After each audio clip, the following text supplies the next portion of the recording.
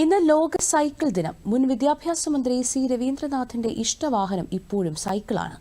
ആരോഗ്യകരമായ ഒരു ജീവിത രീതി എന്ന നിലയിൽ മാത്രമല്ല, ലോകം നേരിടുന്ന കടുത്ത കാലാവസ്ഥ, ഊർജ്ജ പ്രതിസന്ധികളെ മറികടക്കാനുള്ള ഒരു ബദൽ മാർഗം കൂടിയായാണ് സി രവീന്ദ്രനാഥ് തന്റെ സൈക്കിൾ യാത്രകളെ കാണുന്നത്. തൃശൂരിൽ നിന്നും അജേഷ് ശശിധരൻ തയ്യാറാക്കിയ റിപ്പോർട്ടിലേക്ക്.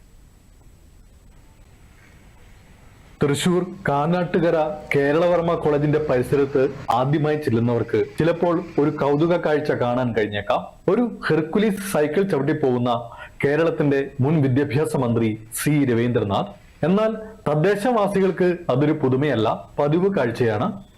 അടുത്തുള്ള കടകളിൽ പോകാനും തൃശൂർ നഗരത്തിലും പരിസര പ്രദേശങ്ങളിലും പങ്കെടുക്കുന്ന ചടങ്ങുകൾക്ക് എത്താനും സൈക്കിൾ ഉപയോഗിക്കുന്ന സി രവീന്ദ്രനാഥിന് മുൻ വിദ്യാഭ്യാസ മന്ത്രി എന്ന പദവി ഒരു ഭാരമേയല്ല.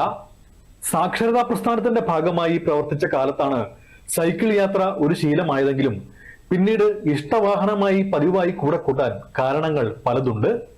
പക്ഷെ സൈക്കിള് വളരെ വ്യാപകമായിട്ട് ഉപയോഗിച്ചത് സാക്ഷരതാ പ്രസ്ഥാന കാലത്താണ്. അന്ന് നെന്മണിക്കര പഞ്ചായത്തിന്റെ എല്ലാ ഭാഗങ്ങളിലും ഓരോ മുക്കിലും മൂലയിലും ഉള്ള ക്ലാസ്സുകളിലെത്താൻ മറ്റു മാർഗങ്ങളില്ലായിരുന്നു. അപ്പോൾ സൈക്കിൾ തന്നെയല്ല, എനിക്ക് ഏറ്റവും ഇഷ്ടമുള്ള വാഹനവും സൈക്കിൾ തന്നെയാണ്.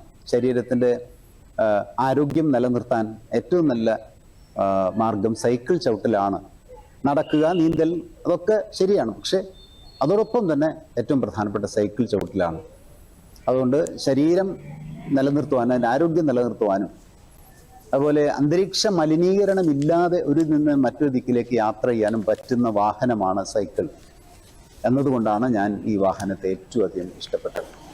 MLA-യും മന്ത്രിയുമായിരുന്ന കാലത്ത് സൈക്കിൾ അധികം ഉപയോഗിക്കാനായില്ലെങ്കിലും മന്ത്രിയായിരുന്ന കാലയളവ് അവസാനിപ്പിച്ച് സ്റ്റേറ്റ് കാർ മടക്കി കൊടുത്തതിന്റെ അടുത്ത ദിവസം തന്നെ പുതിയൊരു സൈക്കിൾ വാങ്ങി സി രവീന്ദ്രനാഥ് തന്റെ യാത്ര തുടർന്നു. ലോകം കടുത്ത കാലാവസ്ഥ, ഊർജ പ്രതിസന്ധികൾ നേരിടുന്ന ഇക്കാലത്ത് സൈക്ലിങ്ങിന്റെ പ്രാധാന്യം എക്കാലത്തെക്കാളും വർദ്ധിച്ചിട്ടുണ്ട്. ഒരു മുതിർന്നയാൾക്ക് ഒരു ദിവസം വെറും 30 മിനിറ്റ് സൈക്കിൾ ചവിടാൻ കഴിഞ്ഞാൽ അയാൾക്ക് വരാൻ പോകുന്ന ജീവിതശൈലി രോഗങ്ങളുടെ സാധ്യത 40% കുറയ്ക്കാൻ കഴിയുമെന്നാണ് ലോകാരോഗ്യ സംഘടനയുടെ അഭിപ്രായം.